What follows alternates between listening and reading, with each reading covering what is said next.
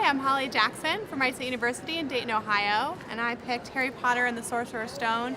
The series got me through a lot in school, from bullying and all sorts of things, and I think it's ridiculous that it's been banned. So, here we go. His panic fading now that there was no sound of Filch and Snape, Harry moved nearer to the mirror, wanting to look at himself but see no reflection again. He stepped in front of it. He had to clap his hands to his mouth to stop himself from screaming. He whirled around. His heart was pounding far more furiously than when the book had screamed, for he had not seen only himself in the mirror, but a whole crowd of people standing right behind him. But the room was empty. Breathing very fast, he turned slowly back to the mirror.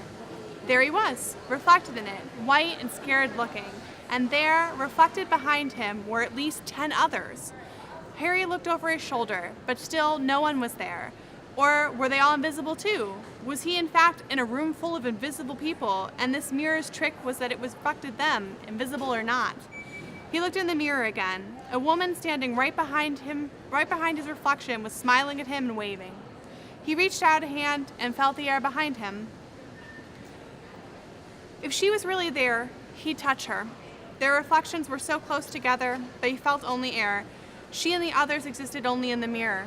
She was a very pretty woman. She had dark red hair, and her eyes are just like mine, Harry thought, edging a little closer to the glass.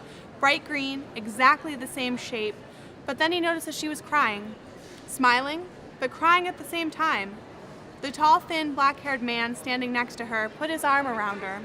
He wore glasses, and his hair was very untidy, stuck up at the back just like Harry's did. Harry was so close to the mirror now that his nose was nearly touching that of his reflection. "Mom," he whispered. "Dad?" They just looked at him, smiling. And slowly Harry looked into the faces of the other people in the mirror and saw other pairs of green eyes like his, other noses like his, even a little old man who looked as though he had Harry's knobbly knees. Harry was looking at his family for the first time in his life. The Potters waved and smiled at Harry, and he stared hungrily back at them, his hands pressed flat against the glass as though he was hoping to fall right through it and reach them. He had a powerful kind of ache inside him, half joy, half terrible sadness.